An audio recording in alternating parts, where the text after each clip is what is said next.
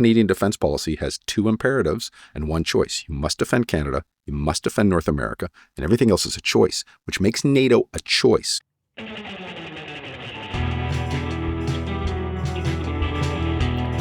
NATO is a choice. Yeah, we're going to dive into that more deeply.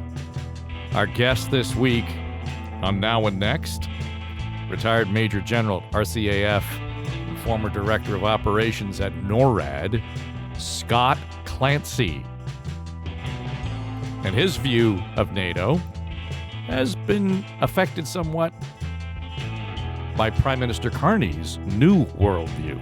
Here's our conversation with Major General Scott Clancy.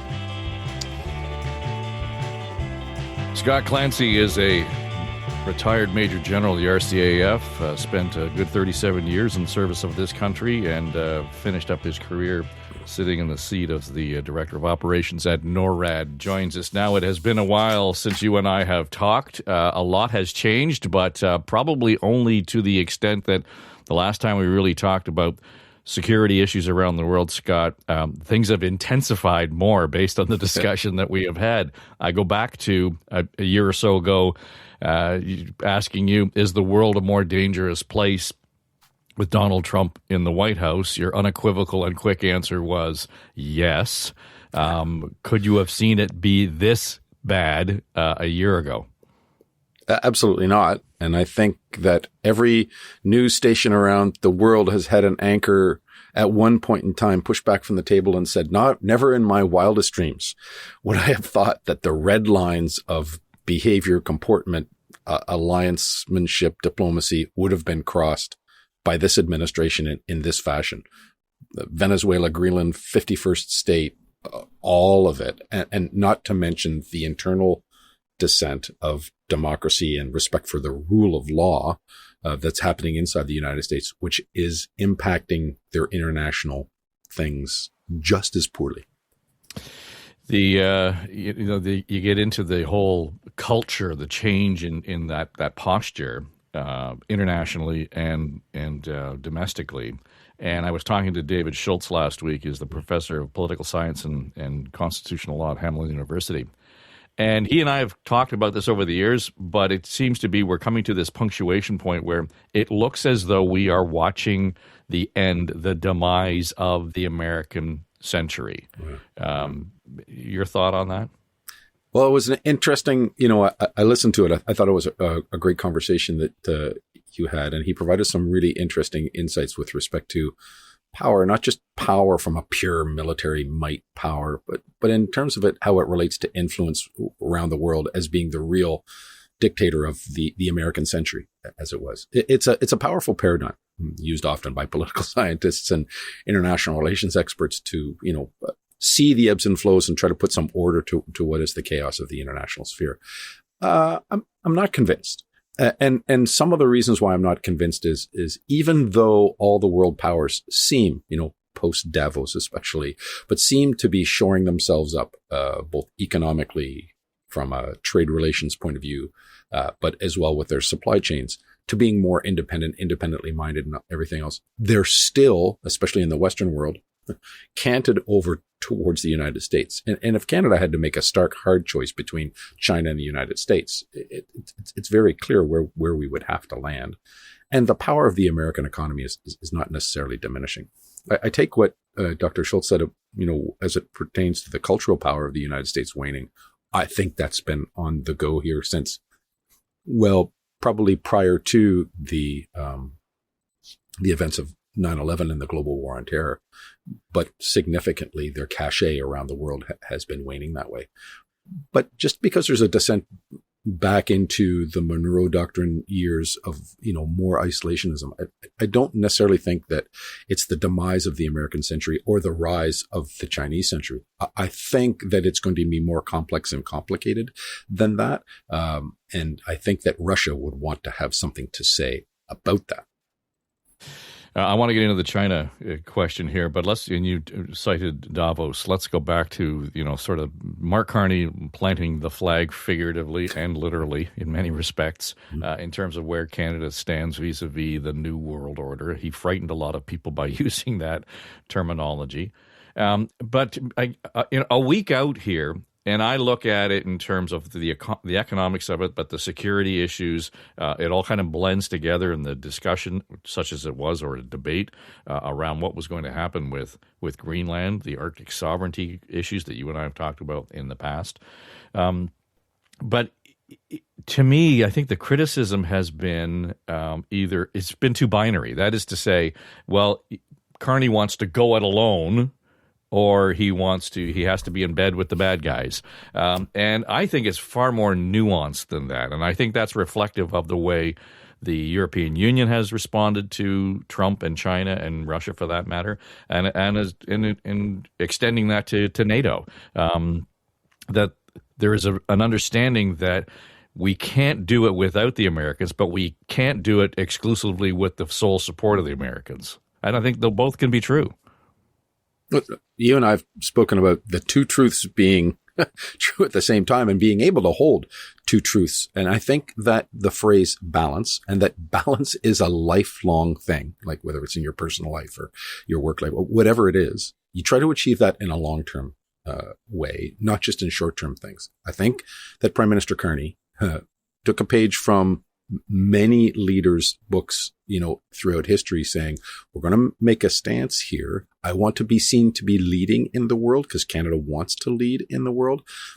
And that's the power of our economy, especially as it relates to the small size of our population and the size of our territory. But at the same time, he's walking that fine line, knowing that CUSMA negotiations are coming up, that we are tied to the American economy intimately, that our supply chains will continue to be linked past this. I think you're absolutely correct. It's much more nuanced than that.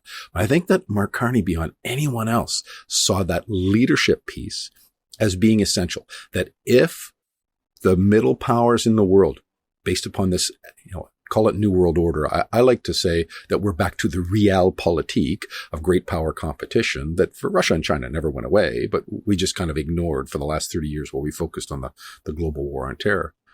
Those globalization elements are still fundamentally essential to Canada and its economy. But to be able to lead means that that's a way in which Canada uses the Davos platform as a fashion to be in economic negotiations with Indonesia, India, China, Australia, the European powers. And it's, we in stark contrast, we look at the speech of, the rambling, I don't want to say lunacy, the rambling attacks of Donald Trump the next day, but even more, Lutnick walking from room to room being just, bombastic in his rhetoric around Davos, as part of the delegation from the United States that was there. That's the easy comparison. The hard comparison is you go Carney, Macron, Trump. In all of that, Macron is only being seen internationally as the guy who wore sunglasses at his speech at Davos, whereas Mark Carney is saying things that the rest of the world is picking up. And it's not even Canadian and American press that you need to read. Read UK, European, Italian, Australian, Asian press. He's being seen as to lead that in the world. I think it's going to be very beneficial for Canada. Funny enough, in the heels of this, Aaron O'Toole wrote an op-ed piece as it pertains to what Mark Carney did not say. And I think that it's honest in its comparison, and it's very laudatory about the leadership piece, but it leaves out the fact that, hey, we saw this coming. Canada's been ignoring its defense, security, supply chain, development of industry and infrastructure for 40 or 50 years. That's something that we should have gotten after. You left that out of your speech, Mr. Carney. I think that's a valid thing too as well. So Canada standing strong is not an independent or other thing. It's going to be about that balance that I think you're absolutely right of those two truths. The whole idea of that, the targeted audience, Davos, was international, and I agree with Aaron O'Toole in terms of, yes, you kind of got to get your own house in order, but that's a domestic conversation that I think, Carney's willing to split that hair and say, okay, at home we're going to have this discussion, and rightly so, to say, okay, this is all really great. You put the flag on the map, you move things forward, and at the World Economic Forum. Now, what are we doing about it? And whether that is in terms of our military spending, our Arctic sovereignty issues, the main questions around housing and affordability, all of these things now require action.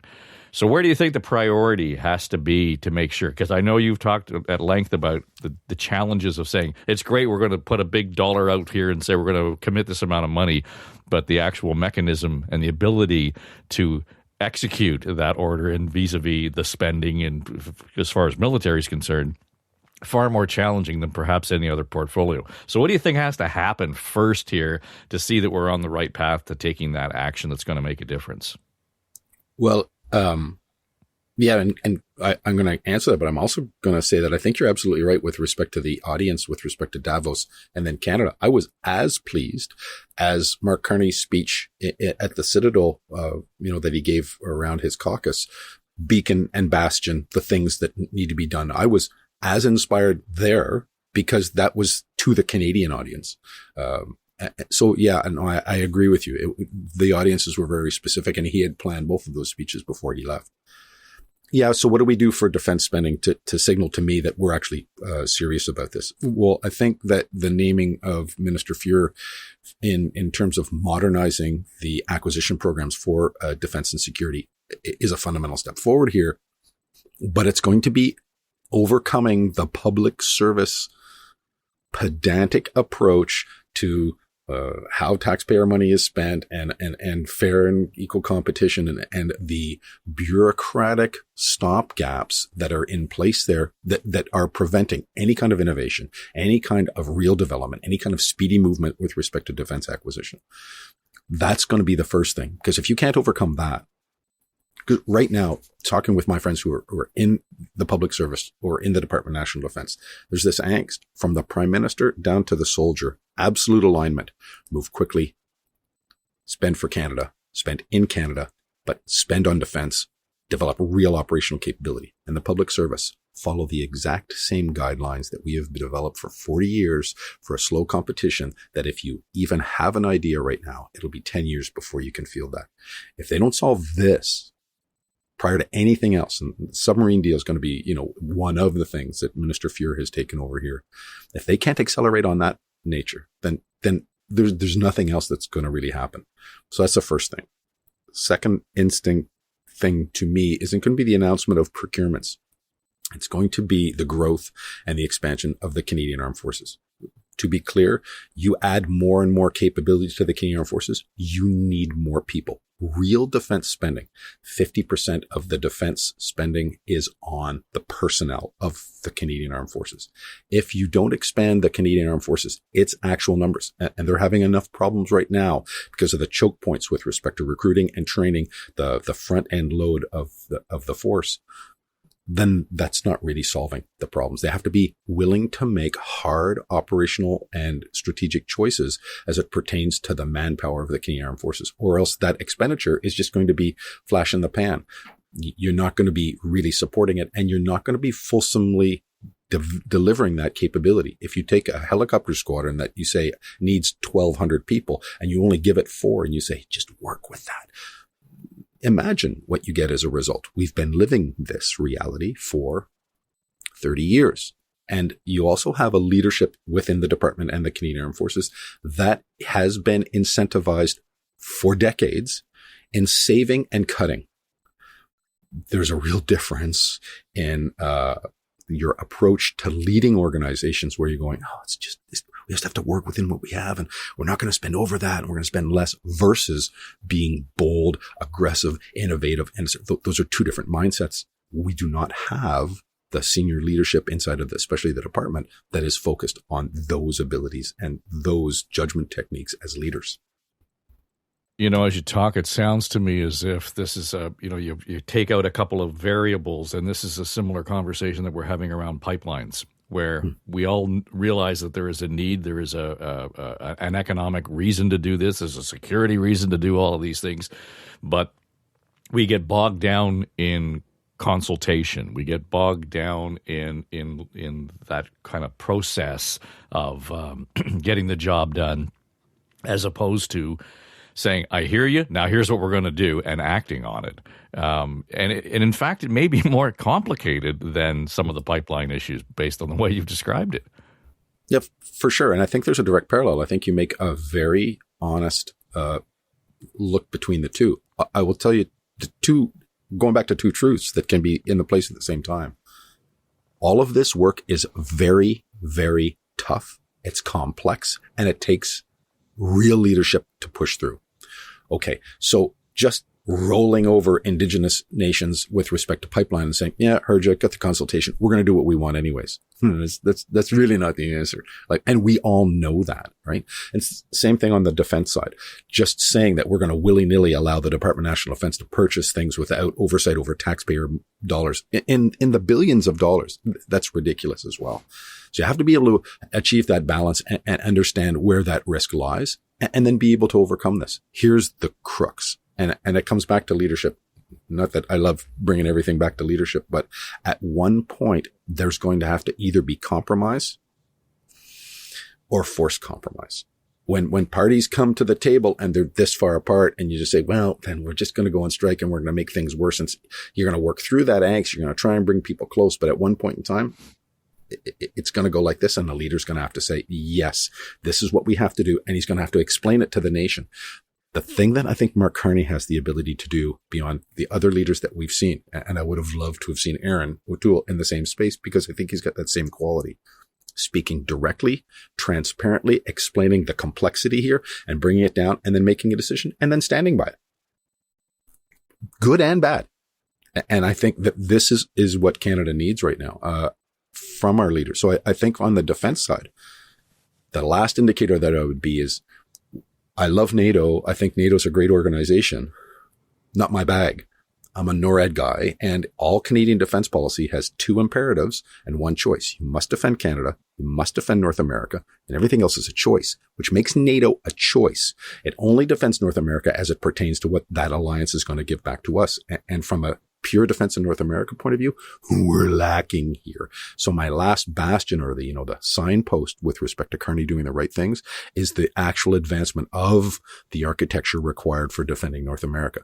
F-35 is a piece of this, but it's not the major piece. OTHR, polar OTHR, the over-the-horizon radar systems that are going to sense, and the evolution of Canada's participation in or out of Golden Dome, but developing integrated air and missile defense capabilities.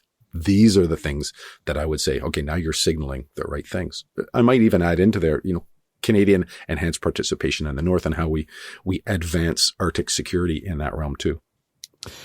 You bring up the F-35, and to me that sounds very much like a really good example of this paralysis in terms of the conversation. We had the deal, we got it signed, and now we backed off of it, and now we're debating whether or not to go forward with it, whether or not we should be adding the F-35 as suggested, or do we go with the European jets that we're entertaining? The idea of having two different aircraft in the fleet, and or whether or not the priority is NATO, whether the priority is North America. That, to me, is the pointy end of this conversation.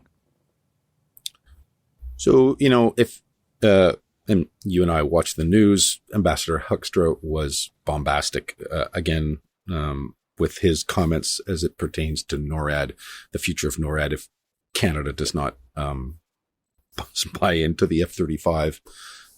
It's like dealing with kindergartners on the diplomatic side, and he really doesn't know how to read a room, and I don't think he cares much about what Canadians think, and that's a problem, because it's just inflaming what is actually three debates that are going on at the same time. Look, the F-35, we say that, hey, we're re-looking at this, and the military is re-looking at this. Military is not re-looking at this. The military is giving the same advice that they've been giving since the beginning. The F-35 won the contract. fair and square. Can we work with the Gripen? Okay, but that's like telling the military, if I give you an order, will you follow it? Yes, sir. Yes, ma'am. And then we move on. That's not the same conversation. So there's no enhanced debate going on inside of military circles. Commander of the Royal Canadian Air Force, who I've spoken to personally, they are focused on one thing. The F-35 is the best aircraft. And by the way, for parents out there, just imagine trying to tell sons and daughters to go into combat and saying, you know what? The F-35, you all would have come home, but 2 out of 3 of you are not. But that's because we bought the Gripen and we said it was better for Canada. Really? Think it's better for those pilots? And we're back, right? Especially if it's not achieving the aim to protect everybody else, like the F-35 is. But that's a one debate that's going on. The second one is this NORAD integrated air and missile defense and Golden Dome participation. It's not a national versus not national thing. It's about being a good ally. It's about being able to align with those imperatives of defense policy. Canada has to stand and be able to defend Canada. And the best way to do that is in partnership with the United States. But the best way to do that in a circular debate is to be strong in Canada first. And that's why, committing to the programs like the F-35, because it's the best aircraft, to over the horizon radar sensor systems and point missile defense systems. These are things that are good for Canada. But it's the CAN-US relations thing that is the third thing optic that's bloodying everything. Oh, if we buy the F-35, that means we're with the Americans. What? Back to your comments with respect to Carney's balance. China, Europe. Okay, well, he's visiting China. It's as much a signal to the United States. And I like Dr. Schultz's, approach with it. It's as much a signal to the United States and how Canada's going to achieve that balance in being an autonomous and sovereign nation on its economic and supply chain initiatives. But it's not necessarily a rapprochement towards China and away from the other Occidental powers of the world, especially the United States.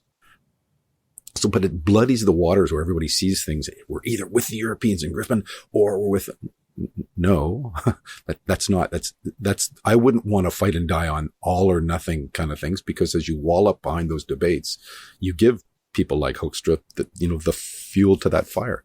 So that's kind of how I see through the murkiness of those kinds of things. Does that make sense to you? Yeah. And I think that's my issue with this entire, discussion, the forum for the debate, is that it has been, I go back to it being binary. I mean, you've identified 3 different areas, and so it even complicates things all the more. It's either you're with me or against me. And I just think that in that context, you use the word, the idea that we're going to have to somehow kind of compromise. In the American terms, that means somebody loses from their perspective and the way they're actually negotiating. So I think to see the field properly, have a peripheral vision of this, that is, the Prime Minister talks about, sort of the values and realism kind of coming together here. This is the challenge for us politically. I think it's the challenge for us in terms of how we run the government, as you've described it already. And I don't know how we correct that vision, because we go back to, an earlier conversation you and I have had some time ago, and all of this, again, will come down to the priorities and the perspective of the Canadian public. I know you're not a pollster, but, I think the way you aligned it up with, you want a strong Canadian security and armed forces and sovereignty, and everybody puts their hand up and says yes. Okay, but what are we giving up? Are we going to give up education? Are we going to give up our multiculturalism? Are we going to give and all of these things? And all of a sudden, the priorities, as you've articulated them, get pushed way down or get watered down. Probably is the better way to put it.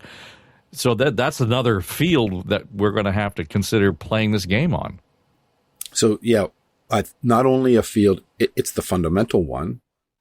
Because that dialectic debate that you talk about, where, you're either with us or you're against us, the hold up between the liberal, conservative, Democrat, Republican, hawk, like whatever it is, education support or not, like you're either in support of healthcare or you're not. You're either willing to make defense spending the number one priority or you're not.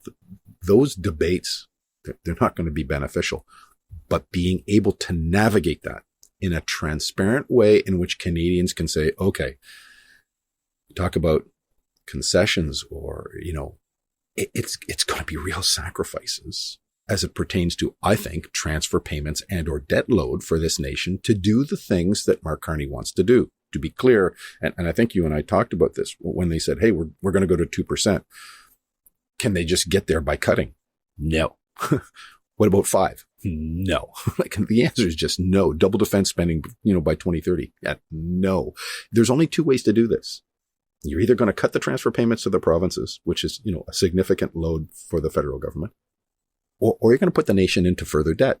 Those are the only 2 ways. If not, trying to compromise the social safety nets or the healthcare or education systems of Canada to be able to get there is compromising the pillars and foundations upon which the nation is actually going to push forward with how it wants to be. And defense is just one of those pillars. You take out education, you don't have an educated workforce, and all of the stuff on defense falls apart. You can cut this in many ways. Navigating that, like you say, this is the political goal. Many Canadians that I've spoken to, even after Ukraine, even after all the rest of this, we're going, why are we sending any money anywhere else when we can't service our people here? And I'm going, wow, what an evolution, because that's it's kind of where the American, mentality is. Why are we spending all of this over here when we need that help back here? Repatriate everything. There's a danger there because the unquantifiable things are the things that come back to end nations. Deterrence is a real thing. That was the money that I was trying to play with on every day. And instead of it being a major business deal, I was trying to create the idea in the head of Vladimir Putin and Xi Jinping. And let's just not mention that North Korean guy, but anybody else, that if on any given day they wanted to do something bad, not only were we ready, but we were also ready and we were going to retaliate. We knew where they were. We were going to see it. We were going to be able to deal with it. And that deterrent element is unquantifiable. So when the Canadians see these big price tags with respect to defense and security, especially, or even infrastructure, as we have to build those kinds of things, they're going to come with real sacrifices. And trying to explain that to Canadians, Mark Carney's the best person to be able to do this. What I'm concerned with is that the other parties within Canada turn this into what has, we've seen in the United States, either from the left or the right, where it's always taking political advantage and we get further apart, as opposed to saying we are all here wanting a strong Canada. Hey, we believe in 2% GDP. Yes. Okay. Then let's work together. That's good. That's good. I take issue with that thing. I think that's working together. Our founding forefathers charged the leader of the official opposition, because that's what the Governor General does, with presenting the opposing point of view with a vision to making the plan stronger, with a vision to making policy stronger, not in order to force government to fall at every instance. Those were not the ideas that our founding forefathers put in place in Parliament. And I hope that Mark Carney is the leader that can navigate those transparently and speak often enough, frankly enough, to the Canadian people where we can see through that political bluster to real leadership that'll bring Canada forward. Yeah, I don't want to get too far down the rabbit hole in terms of the opposition in Ottawa, but I will only say that the response to Davos, I think, has been measured, and I think it has been proper, and I think it has been thoughtful, and maybe a little unexpected based on the previous posture of Mr. Poilievre. A couple of things. I don't want to keep you too long here, but I'm reading, this idea that it was a piece in the Economist a couple of weeks, last week, I guess, just after Davos, and it's as if Europe, they're suggesting, is going through the stages of grief in terms of their relationship with the Americans. And I laughed as well. I thought, okay, that's an interesting way to put it. But it's coming to this realization similarly to the way Carney articulated Canada's role in the world vis-a-vis China, Russia, U.S., that NATO has to have the same kind of discussion, no? I mean, we can't be talking about NATO in terms of the way it was, formed and founded 60 years ago.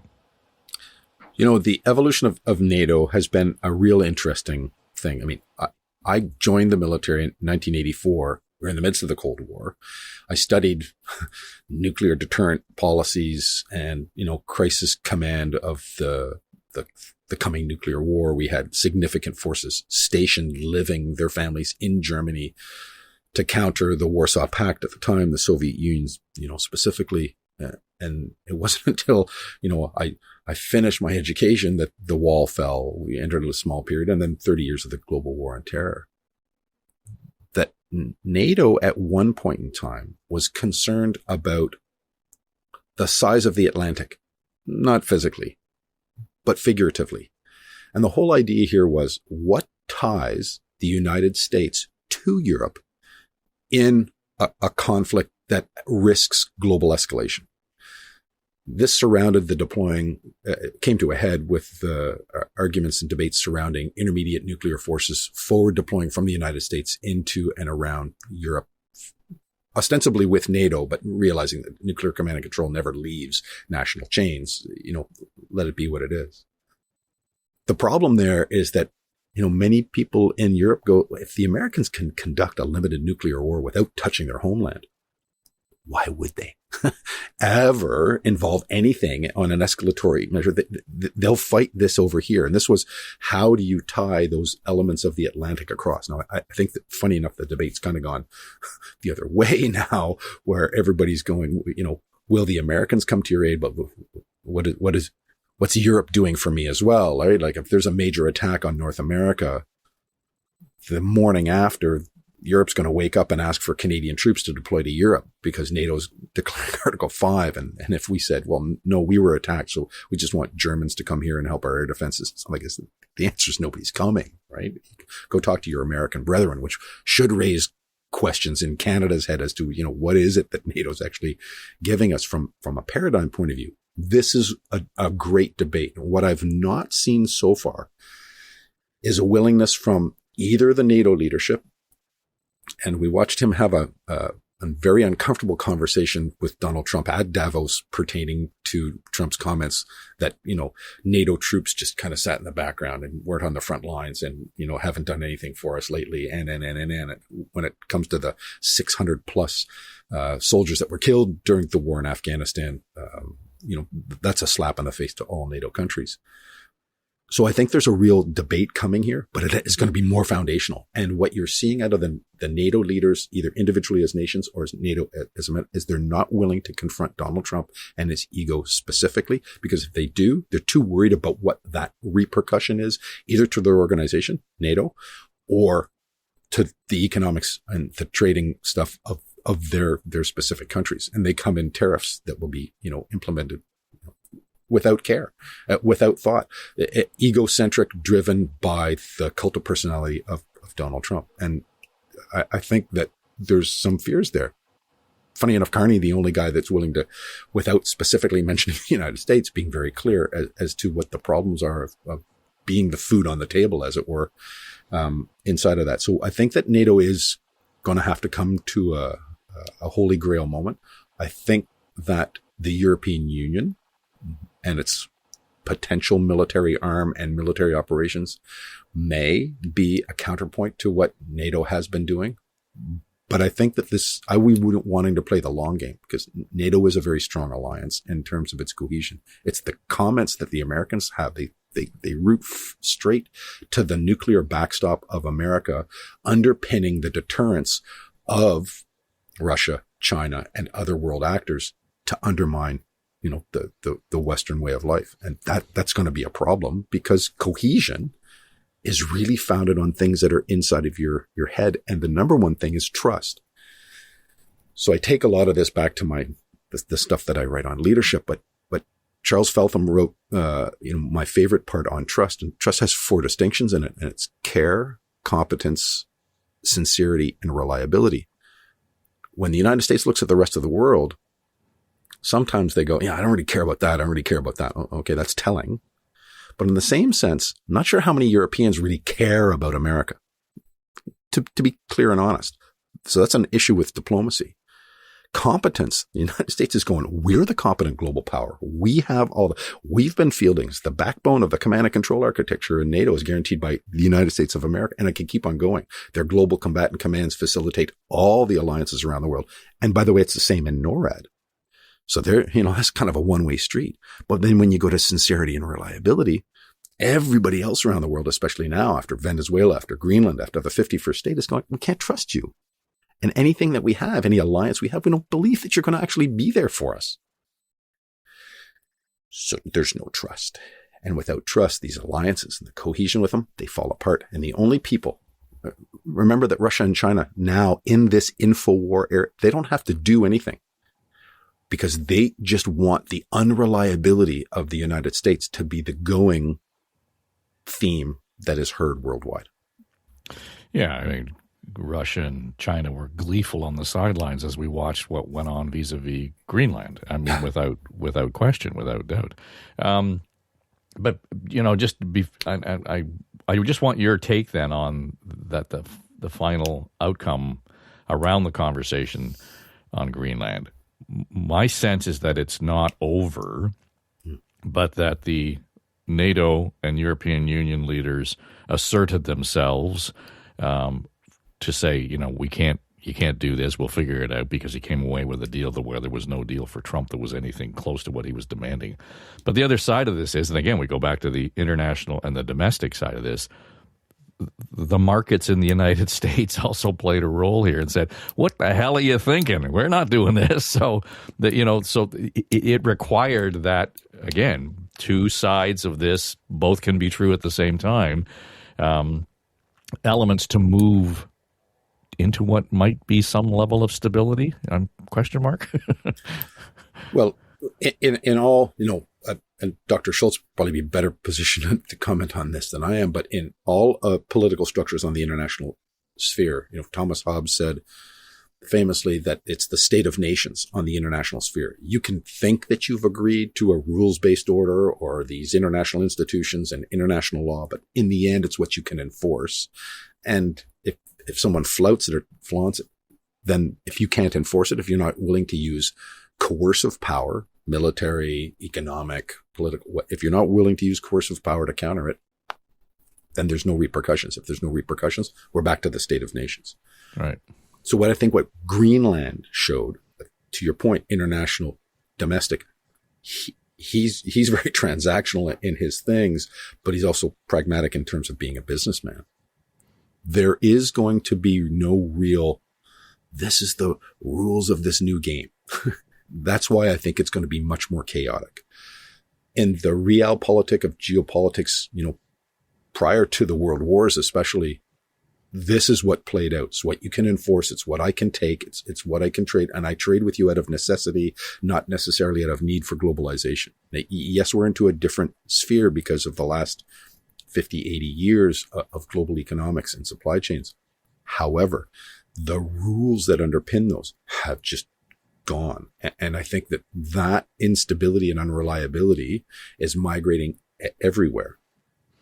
What that means for Greenland specifically, because, the last order on that, no, I don't think it's over. I don't think it's over because U.S. hegemony, if you can't get it one way, but I want it another, then I'll just go about that other way. This goes back to the art of the deal and who he is with respect to how he wants to make those things.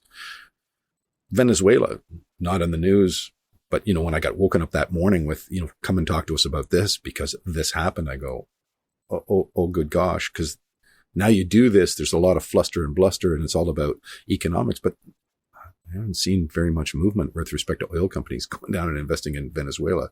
The elements and tenets of the old regime remain in place, including their control over the population and especially the journalists and civil free speech. So what has actually changed?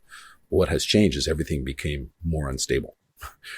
That's it. It's just inserting that instability. And in that instability, and this is the only kind of theory that kind of holds true, is this is what O'Bannon talked about. This is what Trump was talking about prior to his election, is flooding the zone, going after everything means that you can't focus on any one thing. Just being in Minneapolis, feels like a civil war. Dr. Schultz. Yeah, because that's what he wants. Everybody rocked back on their heels, and the only one seemingly in control is the people that have the power and can wield those things. I think and markets, they might be fluctuate on one day, but then he just goes, okay, I'll just go a little bit slower. And then he goes slower about that game. I don't know. There's not many people calling him out on the specific policies, right? They're calling him out on you can't do this or you can't, but they're not willing to sacrifice their nation's economics, tariffs, or their political futures based upon it. Yeah, well, and of course, you talk about sort of flooding the zone, and now the headline today as we speak is, they're talking about another shutdown of the government, which will be a complete and utter distraction from everything else that we've been talking about the last half hour or so. Absolutely. So Scott Clancy, Major General, thank you, sir. It's always great to talk to you and get your passion and insights on this stuff. Thank you. You're very welcome, Dave. It's really great to talk to you as well. All right, and that will do it for this edition of Now and Next. Thanks to Scott Clancy, as always, and he always has great insights into sort of that 100,000-foot view. Of course, considering he's a pilot, he would have a pretty good view from up there, but of how things unfold. Just a reminder that the complete episode of Now and Next are only audio. It's only audio. Yes, we do some video, and you can find some of the highlights and some of the chapters of this episode on my YouTube channel. You can look it up. It's Dave Trafford Podcasts on YouTube. And we nail some of that down. So if you've got a thought in terms of how you want to react to that, feel free to do so. You can email me, dave@davetrafford.com, or check us out on YouTube, or go to my Substack. That's new, and it would be great if you could subscribe to that, and we can create community there as well. And be good to have your feedback on what you think in terms of what's coming next, based on what's happening now. It's Now and Next. I'm Dave Trafford. Enjoy your week.